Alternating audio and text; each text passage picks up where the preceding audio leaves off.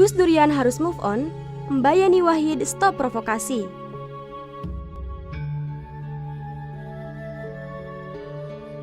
Sebagian warga Nahdien mengakui kualitas kewalian Kiai Haji Abdurrahman Wahid atau Gus Dur. Meneladani Gus Dur bukan lagi sekedar sebagai intelektual dan politisi, tetapi juga moralitas kepemimpinannya. Ada begitu banyak saksi mata betapa Gus Dur dengan ridho dan lapang dada merestui kepemimpinan Kiai Aziz Mansur sebagai Ketua Dewan Syuro PKB dengan Muhaimin Iskandar sebagai Ketua Umum. Sebagai politikus, keriduan semacam itu tidak mudah dimiliki oleh seseorang, karena itu adalah sikap seorang pemimpin sejati. Kepemimpinan sejati tidak diwariskan secara biologis, melainkan secara ideologis. Kenyataan ini bisa kita lihat dari diskusi publik yang kembali viral. Yeni Zanuba Wahid, yang notabene keturunan biologis Gus Dur, tidak menampakkan jiwa dengan kepemimpinan sejati. Yeni malah memprovokasi perpecahan PKB daripada menyerukan persatuannya. Yeni Wahid mengungkit-ungkit luka lama yang sejatinya sudah sembuh di tangan hukum. Bahkan, tidak henti-hentinya menyebut Ketua Umum PKB Muhaimin Iskandar merampas PKB dari tangan ayahnya Gus Dur. Di sini, menjadi sangat tampak bahwa Gus Durisme mudah diselewengkan, bahkan oleh interpretasi keturunan biologisnya sendiri. Gus Dur adalah pribadi yang mudah memaafkan dan tidak iri-meri pada siapapun, termasuk pada Muhaimin Iskandar sendiri. Muktamar Ancol dan Muktamar Parung 2008 memang realitas sejarah yang tidak bisa dipungkiri. Partai besar ini, yang konon memperjuangkan ukhuwah, ternyata juga sempat tergelincir dengan berkonflik sesama warga Nahdien. Namun, Gus Dur bukan tipe pendendam. Perpecahan pun bukan cita-cita kita semua.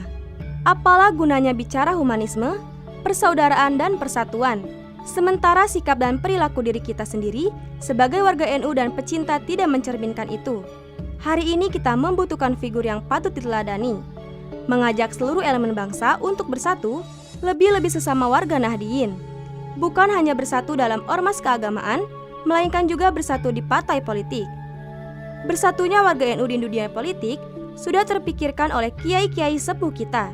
Karenanya, mereka membentuk tim 5 dengan surat tugas nomor 925/1998. Tujuannya untuk membentuk satu partai politik yang mampu menampung seluruh aspirasi warga NU, bukan memecah belah.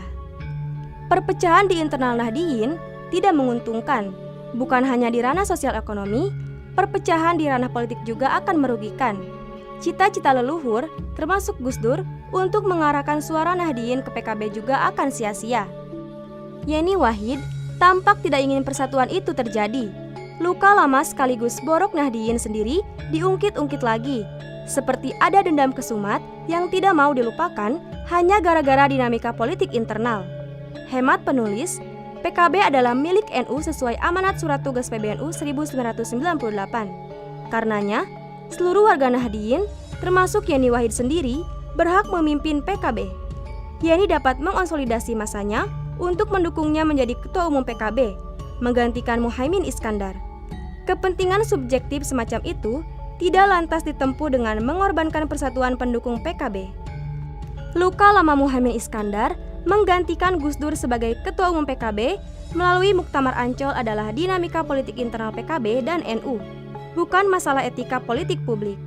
Artinya, kepemimpinan Muhaimin Iskandar sudah sah secara hukum negara dan juga telah didukung oleh massa mayoritas NU. Jika Yeni ingin menggeser posisi Cak Imin, maka mekanisme internal parpol sudah tersedia, tanpa perlu menyeret fenomena gagalnya Gus Dur mempertahankan PKB sebagai masalah etika politik di mana Cak Imin dituding merampok PKB. Alhasil, dengan tidak memprovokasi perpecahan PKB antara kubu Muhaimin Iskandar dan kubu Gus Dur, Yeni Wahid telah menunjukkan kedewasaan berpolitik. Gus Durian akan menjadikannya setidaknya sejajar dengan perjuangan ideologis ayahnya yang mencita-citakan persatuan umat manusia, apalagi persatuan warga NU dan pendukung PKB. Wallahu a'lam bishawab.